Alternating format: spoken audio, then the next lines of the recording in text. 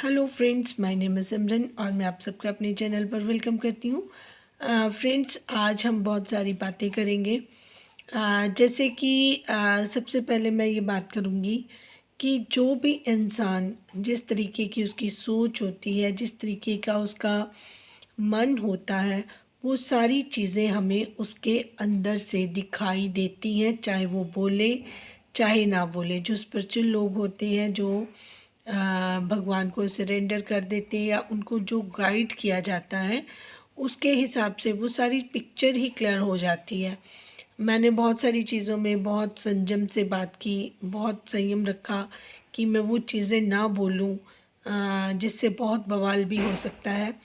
लेकिन फिर भी मैंने वो चीज़ों को अपने तरीके से समझाने की कोशिश की। जो डिफरेंस मुझे बिहेवियर में अलग अलग करेक्टर्स में दिखाई दिया, उसको मैंने क्लियर करने की कोशिश की। बात कर लेती हूँ नेहा की पहले। अब जो भी वो अपना काम कर रही हैं, फोकस्ड हैं, चाहे उनको खींचने वाले, लैग पुलिंग वाले बहुत लोग हैं, हर तरीके के एलिगेशन उन पर लगा लगा कर वो थके ही नहीं हैं। अब नए एलिगेशंस आ गए हैं।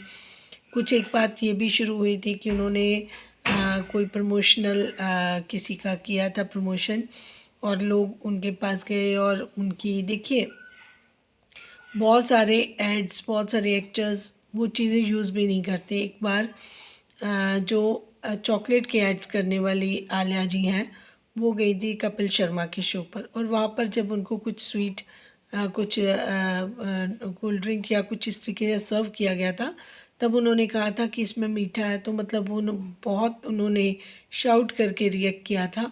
इससे पता चलता था कि वो मीठा नहीं लेती हैं, परहेज़ करती हैं, अपनी हेल्थ कॉन्शियस है। लेकिन वो प्रमोशन किसकी कर रही हैं? चॉकलेट की।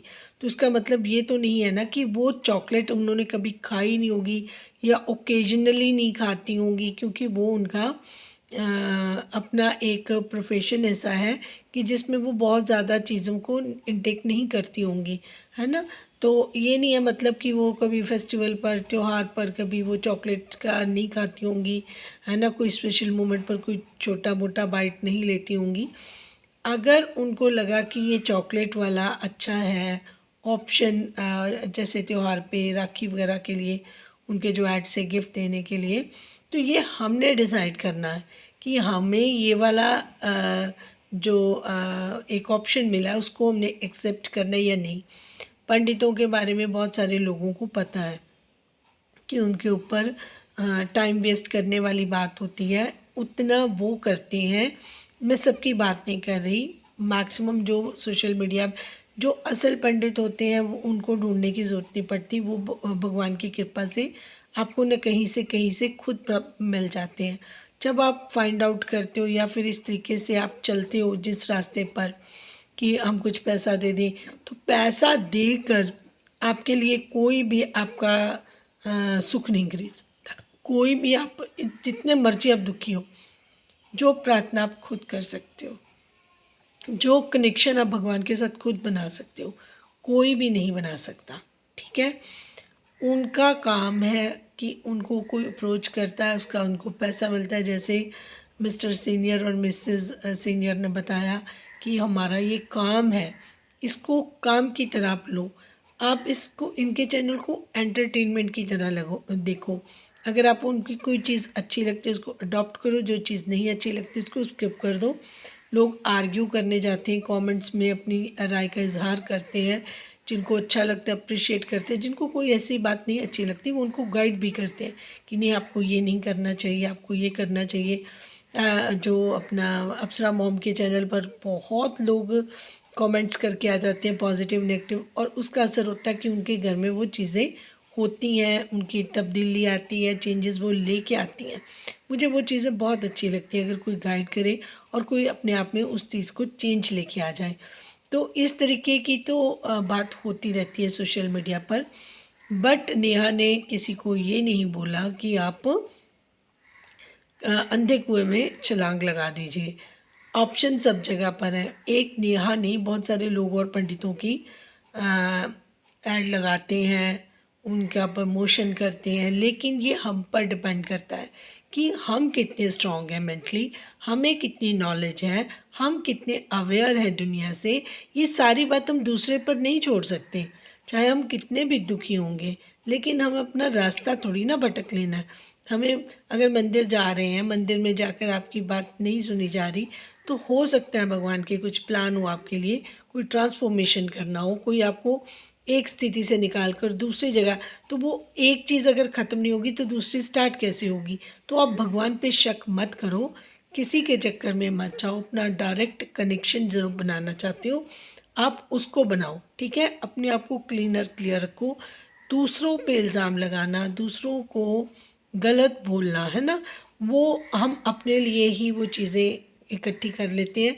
हमें हक ही नहीं है कि हम किसी को गलत बोले। पता नहीं मेरे में कितनी कमियां होंगी, ठीक है ना, तो मैं किसी दूसरे को कैसे गलत बोल दूँ।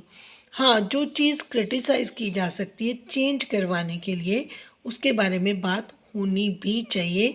एक हेल्दी कॉन्वर्सेशन और इल्ज़ाम लगाने में बहुत ज़्यादा डिफरेंस होता है।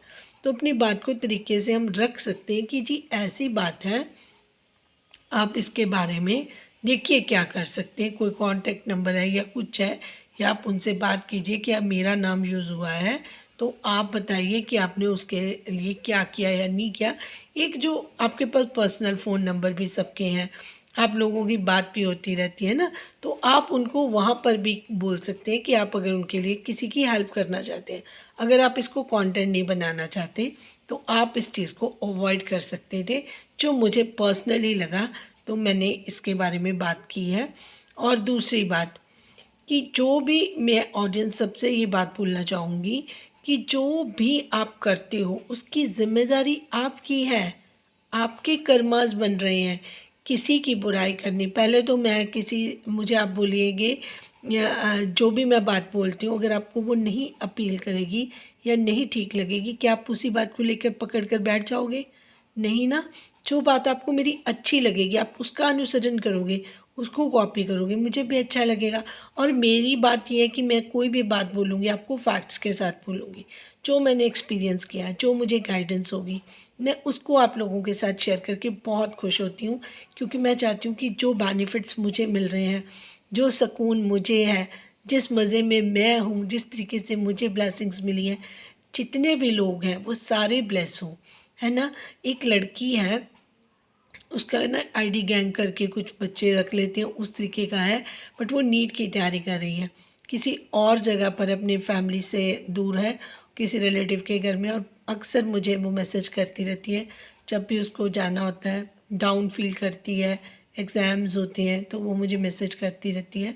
तो मैंने हमेशा उसको प्रॉपरली गाइड किया, उसके लिए स्पेशल कई वीडियोज़ भी बनाती है। और वो मतलब इतना हार चुकी थी, इतनी नेगेटिविटी उसके अंदर आ चुकी थी, उसको लग रहा था कि पता नहीं ये मेरी चीज़ें, मैं जो एम है मेरा, उसने डॉक्टर बनना है, तो उसके वो मेरा पूरा होगा नहीं होगा। पेरेंट्स पैसे भी लगा रहे हैं, एक्सपेक्टेशंस भी बहुत ज़्यादा हैं, और पेरेंट्स को उतनी अपनी प्रॉब्लम शेयर भी नहीं कर पा रही हैं जो फ़ील करी हैं, बिकॉज़ वो किसी और के घर में रह रही हैं। तो थोड़ा बहुत बच्चा अनकम्फर्टेबल भी फ़ील करता है, लोनलीनेस फ़ील करता है, होम सिकनेस फ़ील करता है। तो वो हमेशा कहती है कि मैं जब आपसे बात करती हूँ तो मुझे मतलब जो अपनी मदर से बात करना चाहती हूँ विद हेजिटेशन, मैं उनसे नहीं बोल पाती। वो अब मैं वो चैनल पर मुझे कमेंट्स में लिख देती थी, और मैं उनको उसका वे आउट बताती थी, कंसोल करती थी, फिर उनको बताती थी कि उनको क्या करना चाहिए। जिससे अब उनके काफ़ी सारे एग्ज़ाम्स क्लियर, जब वो एग्ज़ाम भी अच्छा हो जाता है तब भी उनका कमेंट आता है कि आज मेरा एग्ज़ाम अच्छा हो गया। तो मेरा उनसे एक ऐसा रिश्ता बन गया है कि जब उन्होंने एग्ज़ाम के लिए जाना होता है तो मैं ज़रूर प्रेयर करती हूँ कि भगवान उनकी जो विश है उनको आप ज़रूर पूरा करें।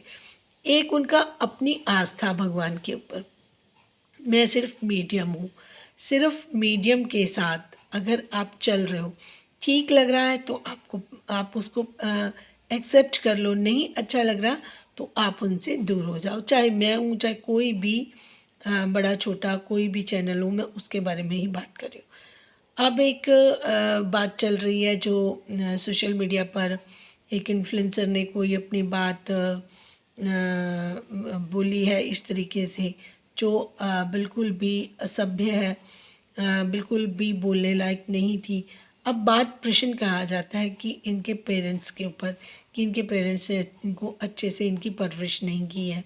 बहुत सारी चीज़ें हैं, चाहे आप कितने भी ऊपर चले जाओ, लेकिन अगर आपका आपका दिखावा है, आपका नाटक है और आप एक अच्छे इन्फ्लुएंसर बनने का दावा करते हो, कहीं न कहीं से वो लीकेज होती है और आपका जो रियल ट्रू कलर है वो बाहर आ जाता है। अब देखिए पूरे ऑल ओवर वर्ल्ड में जिसके 7 मिलियन तक के फॉलोअर्स हैं, जो लोगों को एंटरटेनमेंट का दावा करते हैं, वो कोई सीमा उनके लिए नहीं निर्धारित। उनको लगा कि लोग हमें इतना मानते हैं, हमारे पास बहुत पैसा है, हम जो भी बात बोल दें उसका मतलब कोई मतलब ही नहीं है कि कोई हमें कुछ बोल दे। लेकिन अब जो चीज़ें उनके साथ हो रही हैं, वहाँ पर रोक लगानी बहुत ज़रूरी थी। हमें लगता है भगवान हमारी सुन नहीं रहे, लेकिन ही इज़ एवरीवेयर, वो हर जगह पर है। आपको पता है यहाँ पर भी है, जब मैं आपसे बात करूँ वहाँ पर भी है जहाँ आप सुन रहे हो। तो ये जो हमारी भावना है ना, उनके अंदर पहले पता होती है उनको कि ये हमारे बच्चे क्या करें। ऑब्वियसली सी बात है कि जो बात वो हुई है पेरेंट्स के रिगार्डिंग हुई है, एक अपने उसकी बात जो शिव महाशिव और पार्वती जी की एक स्टोरी है जिसमें वो कबूतर का ज़िक्र है, उसमें भी यही दर्शाने की कोशिश की गई थी कि ये जो अगर कोई भी अपनी पर्सनल बात शेयर कर रहा है, उसकी बात को सुनना भी एक बहुत सिंफुल है। तो आप ये सोच के देखिए कि इतने पेरेंट्स की प्राइवेट प्राइवेसी वाली बातें आप सोशल मीडिया पर कर रहे हो, तो मतलब आपको अपने पेरेंट्स के रिस्पेक्ट भी नहीं है, दूसरे की तो आप बात ही छोड़ दीजिए। तो ये छोटी छोटी जो चीज़ें हैं, अगर हम अपने बच्चों को गाइड नहीं करेंगे तो उनको ये लगता है कि जितना पैसा हमारे पेरेंट्स ने हमारे ऊपर हमें ब्रॉटअप करने में लगाया, उससे कहीं ज़्यादा हम कमा रहे हैं, तो हम उनसे ज़्यादा सुपीरियर हो गए हैं। तो पेरेंट्स को भी जो लोग घर में रिस्पेक्ट नहीं देते, उनके मुंह से ऐसी चीज़ें बाहर सोशल मीडिया पर निकलनी कोई बड़ी बात नहीं है। और उनको जो सपोर्ट कर रहे हैं उनके जैसे ही लोग या जो यंगस्टर्स हैं, उनको देखकर तो और भी बहुत दुख होता है। दुख इसलिए होता है कि हम सब ने अपनी अपनी ज़िम्मेदारी से परे हो गए हैं, सोसाइटी के साथ अपने बच्चों को छोड़ दिया है। ये ज़माना ही ऐसा है, अब हम क्या करें। तो ज़माने के साथ बच्चे भी उस तरीके से चलते हैं। हर कोई अपनी चीज़ को, अपने ज़िम्मेदारी को झटक के आगे नहीं चल सकता।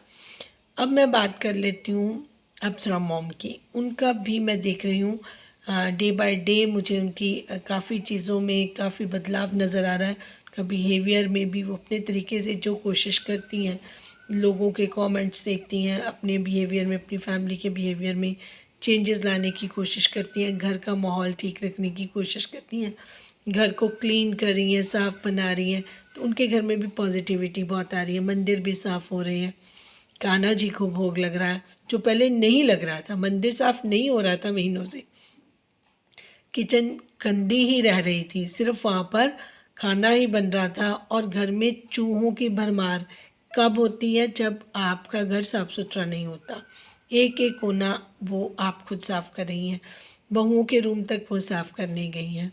तो इसका मतलब ये है कि इन्होंने जो बहुएँ लेके आई थी, जैसे वो कह रही थी कि ख़ानदानी बहुएँ लेके आई हैं मैं, तो मुझे नहीं समझ आई कि उन्होंने इन सारी चीज़ों में जब रिश्ता करते हैं, सारी चीज़ें देखते हैं कि बहुओं को खाना, जब बहुएँ आपकी इतनी पढ़ी लिखी भी नहीं हैं और उसके बावजूद उनको खाना भी नहीं बनाना आता, तो घर में गाँव में सबसे पहले लोग बेटियों को खाना बनाना सिखाते हैं, जिसमें बिल्कुल फ़ेल है मनीषा जी।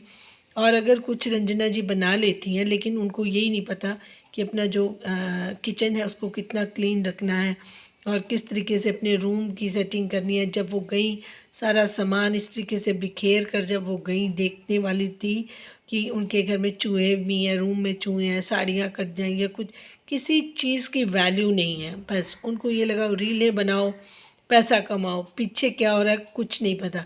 अभी बच्चों की कोई रिस्पॉन्सिबिलिटी नहीं है, उसके बावजूद घर में एक भी बच्चा ना होने के बावजूद घर इतना मेसी है, क्योंकि बड़े लोगों को ही आदत नहीं है घर में उठने बैठने के तरीके से। तो जो चीज़ें हम अपने बच्चों को घर में शुरू से सिखाएंगे ना, वही बच्चे करेंगे। अप्सरा मॉम भी अब सीख रही हैं। अगर इन्होंने बच्चों को शुरू से आदत डाली होती तो ऑब्वियसली सी बात है कि बच्चे उस तरीके से बिहेव करते। और जो नई बहुएँ आती हैं, 5-5 साल बहुएँ को हो गए शादी को, उनके घर का माहौल इसी तरीके से था। नहीं तो 5 साल बाद जो अगर पहले नहीं बंदा कुछ सीख के आया, तो नए घर में जब ससुराल में आते हैं तो वो तो सिखा ही देते हैं। 5 साल में तो बहुत इंसान चेंज हो जाता है। और यहाँ पर ना किसी राशनिंग का पता, ना क्वांटिटी कितनी मंगवानी है उसका पता, जो बनाना है उसमें भी नहीं कोई कुकिंग का पता, किसी चीज़ का नहीं पता, उठने बैठने का नहीं पता, है ना। सिर्फ़ और सिर्फ जो माइंड में कुक करना है सिर्फ उसका पता, और वो चेहरे से झलकता है। लोग कहते थे कि मनीषा ने बहुत भूली हैं, इसने फ़ायदा उठा लिया। मुझे लगता है कि नेहा का फ़ायदा मनीषा ने उठा लिया। मनीषा का फ़ायदा कोई भी नहीं उठा सकता, ना उनकी मदर इन लॉ, ना उनका हस्बैंड, ना उसकी सिस्टर इन लॉ। मुझे नहीं लगता कि मनीषा का फ़ायदा कोई उठा सकता है, क्योंकि उम्र में बेशक वो कम है, लेकिन वो माइंड से बहुत ज़्यादा तेज़ है। और उसकी जो वो जो नाटकता है, वो चेहरे से ही पता चल जाती है कि वो कितनी फेक है और कितनी फेयर है। क्योंकि चीज़ें अभी भी सिर्फ़ वो दिखावे पर करती हैं। जब उनको कमेंट्स पता चलते हैं ना कि अब रंजना के बारे में लोग इस तरीके से बात कर रहे हैं, रंजना की आंटी जी ने क्लास ली कि उसने फ़ोन पे बात नहीं की या रूम ऐसे कर गया, तो उसको याद आया कि मैं अब मंदिर साफ़ करके उसका वीडियो बना के वो दिखा दूँ कि जी मैं मंदिर की साफ़ सफाई मनीषा, अब मैं गुड बहू होने का खिताब ले लूँ जब तक रंजना नहीं है। जैसे ही रंजना आएंगी ये रिलैक्स हो जाएंगी, क्योंकि काम तो सारे उसने करने हैं। कुछ होता है दिखाने का काम, कुछ होता है करने का काम।